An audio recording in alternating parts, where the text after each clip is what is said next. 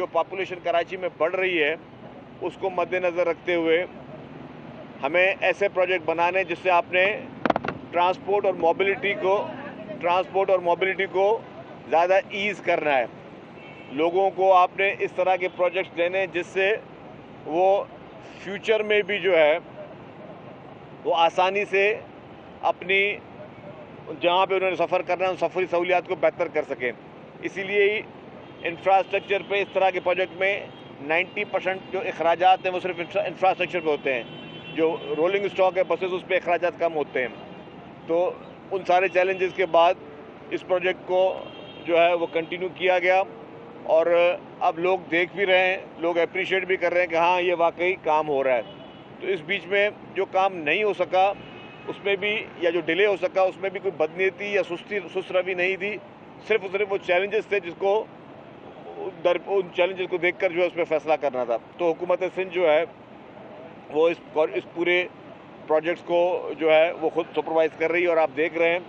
और अभी भी मैंने जिस सेक्टर पर आप खड़े हैं, ईद से पहले मैंने उनको कहा है, ईद से पहले जो साइड वाली सड़कें हैं जहाँ पे लोगों को सब दुश्वारी हो रही है उनको कंप्लीट कर लिया जाए। और यहाँ से लेके आगे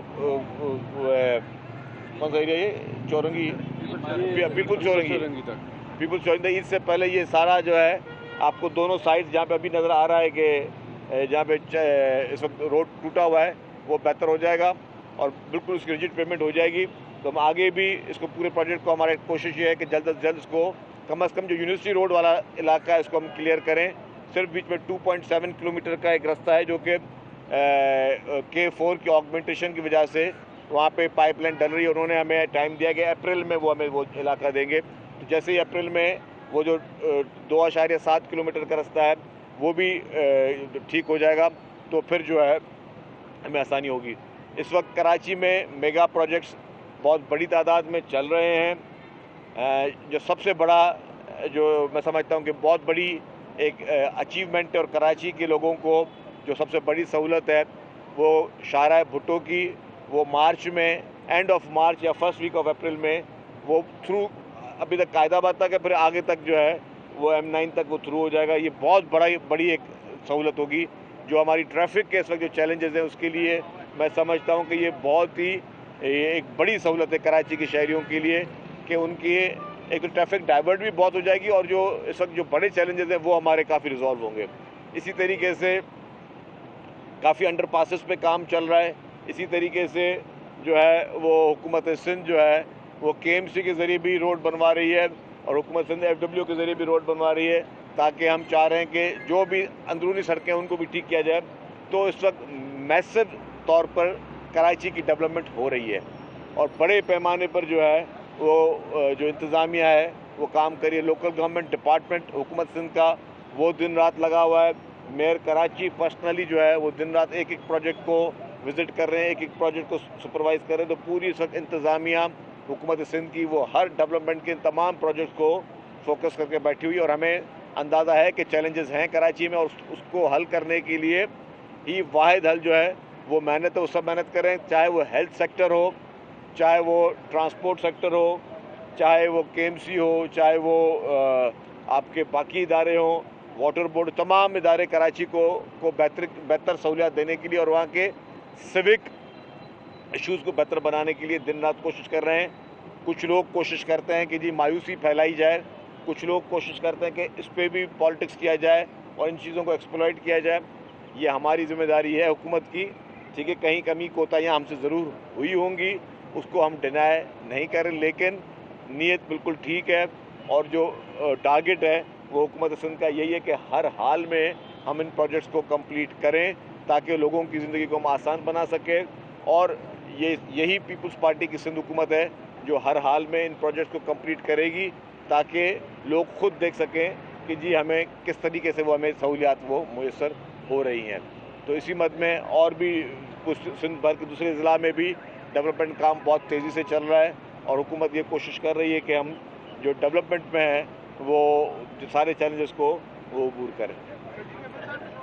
कॉमन कॉरिडोर बन रहा है हुमायूं से लेकर आगे जामा क्लास तक, उसकी अगर हम देखते हैं कि जिस अंदाज में वहाँ काम हो रहा है और जिस तरह से जिस टाइम के साथ यहाँ काम हो रहा है, लगता है कि वो पहले मुकम्मल हो जाएगा, ये बाद में मुकम्मल होगा।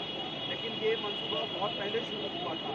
कोई एग्जैक्ट डेट दे सकते हैं, क्योंकि उन्होंने तो कहा है कि वो अक्टूबर में मुकम्मल कर लेंगे। इसकी कोई एग्जैक्ट डेट दे सकते हैं आप, ये कब मुकम्मल? लेकिन वो बहुत छोटा पैच है, ये एक बहुत बड़ा चल। अभी तो इसमें आपने हमारे डेपोज बनने हैं, अभी हमारे जो यहाँ पे स्टेशंस बनने हैं, बहुत बड़ा काम है। हमने तो इनिशियली ये कहा कि हम इस कॉरिडोर को रिजॉल्व कर लें, ताकि सब लोगों के लिए सबसे बड़ा चैलेंज क्या था। अभी भी आप देखें कि अगर ट्रैफिक स्लो जा रहा है तो नैरो रोड है और रोड को बनना है, तो पहले तो हमने इस कॉरिडोर को जो कॉरिडोर को तैयार कर दिया। जिस जगह पे आप खड़े हैं यहाँ पे कॉरिडोर तैयार है।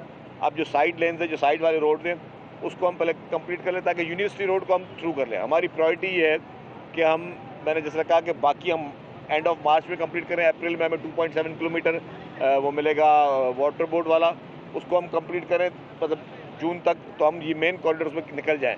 फिर लोगों को ये कम से कम परेशानी नहीं होगी कि अब हमें इस रेड लाइन की वजह से किसी की ज़िंदगी अजाब में। फिर चैलेंज होगा कि रेड लाइन बनेगी कब, जो आपका सवाल है। रेड लाइन बनाने के लिए मैंने कहा कि इस वक्त डेपोज पे भी काम हो रहा है, हमने ज़मीन एक्वायर कर ली। हमारे पहले डेपोज में हमारे पास चैलेंजेस बहुत थे। हमारे पास डेपोज की पोजीशन के शुरू में चैलेंजेस थे, आपको भी पता है कि हमें डेपो की पोजीशन नहीं मिल रही थी, फिर हमने उनको रीलोकेट किया।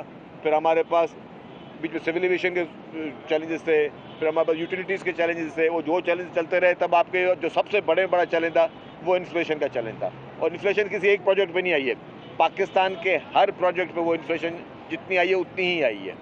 लेकिन क्योंकि यहाँ पे हमारे पास कॉन्ट्रैक्टर्स के कुछ ज़्यादा उन्होंने ओवर अपनी बिलिंग रखी हुई, तो उनको हमने नेगोशिएट किया और हमने उसमें बिलियंस ऑफ रुपीज़ नेगोशिएशन के बाद हुकूमत के बचाए हैं, सेव किए हैं। तो क्योंकि हम या तो एक था कि हम किसी की ब्लैकमेलिंग में आके आंख बंद करके उनके बिल्स अप्रूव कर देते, जो सबसे आसान तरीका था। दूसरा था कि नहीं, हम एक एक चीज़ को चेक करें और फिर उसे चेक करने के बाद चीज़ें आर्बिट्रेशन तक भी गई। मतलब जो एक हमारे पास कॉन्ट्रेक्चुअल एक चीज़ें थी कि जी कुछ आर्बिट्रेटर्स थे, उन्होंने फैसले भी किए जो कि कॉन्ट्रैक्टर्स के हक में थे। उन फैसलों के बरअक्स हमने उनसे नेगोशिएशन की कॉन्ट्रैक्टर से, ताकि हम गवर्नमेंट के पैसे बचा सकें। और ये जितना प्रोसीजर हुआ है वो बिल्कुल ट्रांसपेरेंट हुआ है। उसमें हम कहते हैं कि दुनिया के जिस इदारे ने भी आके वो देखना है, उसको हम जाके दिखाने के तैयार है। तो ये सारी चीज़ें करने के बाद अब हमने उस प्रोजेक्ट को भी चलाना था, तो उसको चला रहे। तो अभी पहले ये यूनिवर्सिटी रोड और ये आपका जितना भी जिना एवेन्यू, ये सारा क्लियर आपका हो जाएगा 2-3 महीने में। उसके बाद BRT में मज़ीद टाइम लगेगा, हो सकता है उसमें मज़ीद 1-1.5 साल लग सकता है। सर, सवाल ये है कि टोटल कितने स्टॉप्स बनेंगे रेड लाइन के, और जैसे टोटल कितने स्टॉप्स बनेंगे स्टॉप्स, ठीक है, वो भी बता दीजिएगा।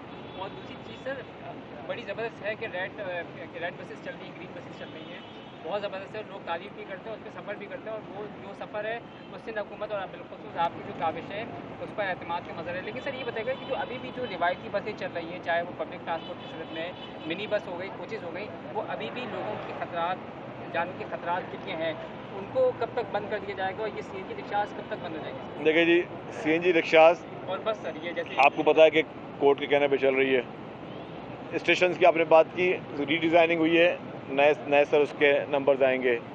पुरानी बसों की बात की, जैसे जैसे हम नई बसें लेके आ रहे हैं, अभी भी हमारी नई बसें जो हैं पिछले कुछ 2 महीने से कस्टम हमारी रोक कर बैठा हुआ है। और उस पर मैं अभी बात, शायद हमें उम्मीद मिली है कि हमें करेंगे, जो ड्यूटी कैपेसिटी वाइज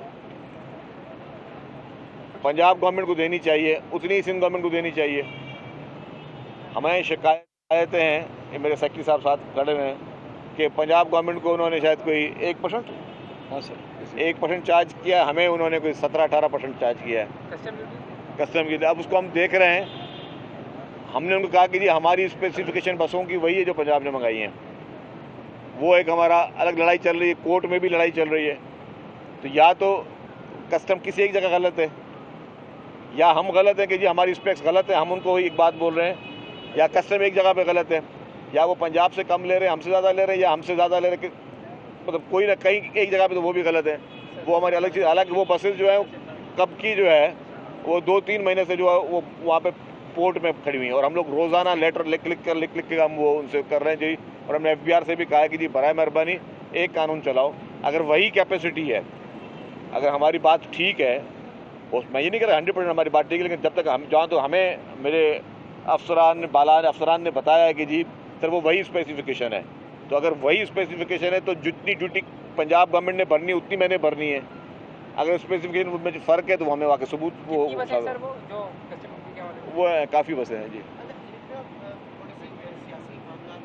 जी जी आपने कहा कि रुकावट आती है, इसकी लागत भी बढ़ गई, तो ये ऑपरेशन इमरान में भी कहाँ था रुकावटें? आप देख रहे हैं कि ये कभी बात बनती हुई नजर आती है, उसको रिहाई में सबसे बड़ी रुकावट आप क्या देख रहे हैं? उसका सर टाइम है कि सूबाई मालियाती कमीशन मेरे ख्याल से गालिबन उसका नोटिफिकेशन भी हो गया है, तो उसके कब इसका ज्ञान हो और वो कब से देना शुरू करेंगे, कुछ अगर इस बारे में? देखिए, जहाँ तक इमरान खान साहब की रिहाई की बात है, देखिए मुझे नहीं पता वो कब रिहा होंगे, लेकिन रमज़ान का बाबरकत महीना है।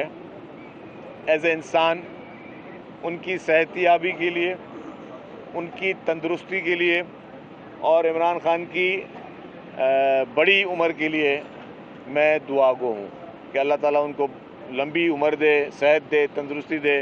जो उनके आँख का मसला है वो भी हल हो जाए और जो भी उनके मसाइल हैं वो हल हो जाए। जहाँ तक उनकी रिहाई की आपने बात की, देखिए रिहाई उनके अपने हाथ में है और रवैयों पर है। एक तो जो पीटीआई के अंदर मैं ख्याल से जो वो सब अभी तक रेस में है कि जी कौन आगे जाए, वो लीडरशिप की रिहाई पे फोकस कम है। हर कोई अपनी इंटरव्यूज़ में और अडियाला के बाहर सबको पता है कुछ नहीं होना, मुलाकात नहीं होनी, रोज़ाना वहाँ पे तमाशे लगाना, वो पर उनका अपना ज़ाती मसला है, उस पर मैं कुछ नहीं कह सकता। लेकिन बेहतर है कि वो लोग फोकस रहें उनकी रिहाई के लिए। और जिस तरीके का जो सबसे बड़ी मैं चैलेंज समझता हूँ जो कि सबको बुरी लगती है, और वो है कि जिस तरीके से सोशल मीडिया पे और बाहर दुनिया में बैठकर पीटीआई के हवारी जिस तरीके से इदारों को निशाना बनाते हैं, मुख्तलिफ लीडरान को निशाना बनाते हैं और बदतमीज़ी में दुनिया के सारे रिकॉर्ड तोड़ देते हैं, इसको अगर बेहतर कर दे तो काफ़ी इम्प्रूवमेंट आ जाएगी। ये मेरा उनको मशवरा है। पता नहीं कि इनकी कितने लोग ये सुन रहे हैं। सिर्फ अपनी लैंग्वेज को जो चॉइस ऑफ वर्ड्स को आप इम्प्रूव कर लें, ठीक है ना। आप इख्तलाफ हर एक से कर सकते हैं, इख्तलाफ करना जमहूरियत का सबसे ज़्यादा बड़ा हुस्न है। लेकिन इख्तलाफ में अगर आप गालम गलौज दे दो, लोगों की फैमिलीज़ को गालम दे दो, गालियाँ दे दो, उनके बच्चों को गालियाँ दो और बहुत गिरी हुई हरकत। कभी कभी तो सिर्फ वो सोशल मीडिया की ब्रिगेड नहीं, वो बड़े बड़े एंकर्स को मैं देखता हूँ, बड़े बड़े नाम और अपने आप को जो यहाँ पे नेशनल मीडिया बैठे थे, वो इस तरह की जब बिलो द बेल्ट बातें कर रहे होते, मतलब उनको क्या किसी चीज़ का कोई शर्म वो नहीं होती कि भाई आप किसी की फैमिलीज़ के लिए बातें कर रहे हो, किसी के बच्चियों के लिए बातें कर रहे हो, तो क्या आपको मतलब एक खुद एक सेल्फ वो चीज़ नहीं आती यार मैं कैसे कर सकता हूँ ऐसी बात।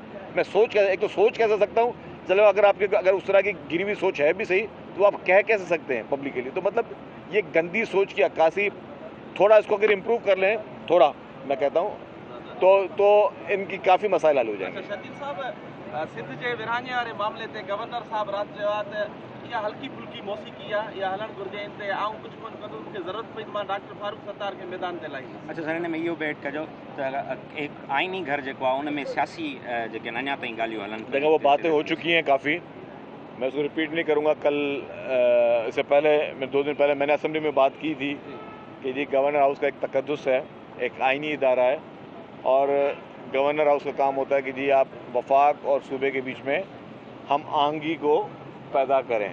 जो इसका जितना मैंने थोड़ा बहुत कानून पढ़ा हुआ है उसकी मैंने वहाँ पे इस तरह की कंट्रोवर्शियल मीटिंग्स नहीं होनी चाहिए थी, नहीं होनी चाहिए फ्यूचर में भी।